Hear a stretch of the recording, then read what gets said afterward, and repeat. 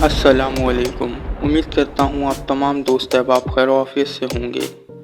Facebook पर एक post गर्दिश कर रही है कि पंजाब में आसमानी बिजली गिरने से 11 लोग मर गए हैं। क्योंकि जिन लोगों ने फिज़िक्स पढ़ा है वो जानते हैं कि आसमानी बिजली किस चीज़ का नाम है, लेकिन अक्सर दोस्त नहीं जानते हैं और गलती करते हैं। इस एक गलती के सबब जान से हाथ धो बैठते हैं। हम ये जानते हैं कि पानी हर वक्त और हर लम्हा बुखारात की शक्ल में ऊपर की तरफ उड़ता है और ये काम हवा की वजह से होता है। बुखारात जब ऊपर उठते हैं तो जिस हवा में बुखारात होते हैं वो हवा अमूमन सर्द होती है। इस वजह से उनमें वाटर की मॉलिक्यूल्स का मौजूद होना जो उनको सर्द रखते हैं, तो बादलों में यही सर्द हवा गर्म हवा से रगड़ खाती है, जिसके सबब हवा में एक चार्ज पैदा हो जाता है जिसको हम फिज़िक्स की ज़बान में स्टैटिक चार्ज कहते हैं। इस अमल से मनफी चार्ज हल्का होने की वजह से बादल की ऊपरी सतह में इकट्ठी होती रहती है और मिस्बत चार्ज भारी होने की वजह से बादल के निचले हिस्से में इकट्ठी होती रहती है। जब इन चार्जेस की मिकदार बहुत बढ़ जाती है तो मुखालिफ चार्ज की वजह से ये एक दूसरे की तरफ खींचते हैं और उस दौरान बिजली पैदा होती है। क्योंकि मुखालिफ चार्जेस अरबों की तादाद में होती हैं, इस वजह से तकरीबन करोड़ों वोल्ट और करोड़ों एम्पियर करंट पैदा होता है। हम घरों में जो बिजली इस्तेमाल करते हैं वो महज 220 वोल्ट होती है। करोड़ों वोल्ट की ताकत बहुत ज़्यादा होती है।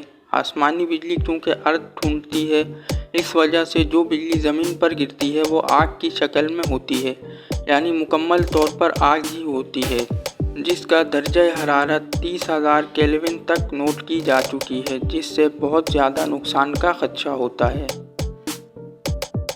ये मुखालिफ चार्जेस का एक दूसरों की तरफ खींचने का अमल अमूमन बादलों के दरमियान भी होता है, मगर कभी कभार ये बिजली नीचे ज़मीन की तरफ आ जाती है। ये जैसे ही नीचे आती है तो करीबी ग्राउंड ढूंढती है, जैसे कि ऊंचे दरख्त या मौसल धातु की बनी हुई अशिया वगैरह, ताकि ख़ुद को न्यूट्रल कर सके। कायनात में हर एक चीज़ खुद को स्टेबल करने के लिए एनर्जी रिलीज़ करती है। इस वजह से जब आसमान गरज रहा होता है तो दरख्तों के करीब ना जाया करें, क्योंकि आसमानी बिजली 99% ऊंचे ऊंचे दरख्तों पर गिरती है।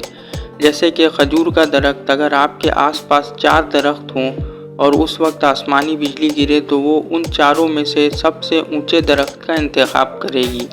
लिहाजा आपने ऐसी सूरत हाल में ऊंचे दरख्तों के पास हरगिज़ नहीं जाना, क्योंकि वहाँ बिजली गिरने का इम्कान दीगर जगहों की निस्बत 99% ज़्यादा होता है।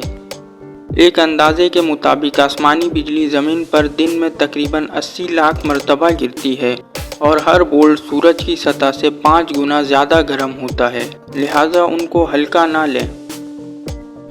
हर साल 2000 लोग आसमानी बिजली गिरने की वजह से नींद की आगोश में चले जाते हैं। फिर सवाल ये है कि हम खुद को आसमानी बिजली से कैसे महफूज रख सकते हैं। तो चंद इक़दामात मैं आपको बता रहा हूँ, इन पर अमल करते हुए आप खुद को आसमानी बिजली से महफूज रख सकते हैं। गरज के साथ आसमानी बिजली पैदा होती है, यानी जब भी गरज की आवाज़ सुने तो समझ जाएं कि उस बादल में आसमानी बिजली भी होगी। लिहाजा गरज चमक के दौरान अगर आप घर या कमरे से बाहर हैं तो कोई भी धातु जैसे लोहा, चांदी, एल्युमिनियम, कॉपर वगैरह जैसी चीज़ों से ख़ुद को दूर रखें, क्योंकि ऐसी चीज़ें आसमानी बिजली को अपनी जानिब ज़्यादा खींचने की सलाहियत रखती हैं। गरज चमक के दौरान दरख्त के नीचे खड़े होने से परहेज़ करें, क्योंकि दरख्त के नीचे खड़ा होना और भी ज़्यादा ख़तरनाक है।